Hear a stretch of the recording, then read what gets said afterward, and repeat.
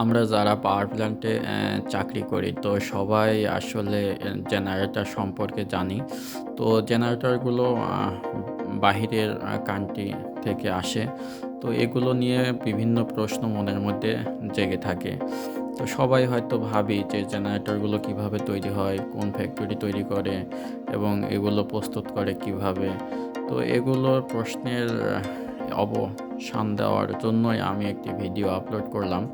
তো ভালো লাগলে আপনারা অবশ্যই ভিডিওটি পুরাপুরি দেখবেন এবং আমার চ্যানেলটি সাবস্ক্রাইব করে অবশ্যই পাশে থাকবেন। তো দেখা যাক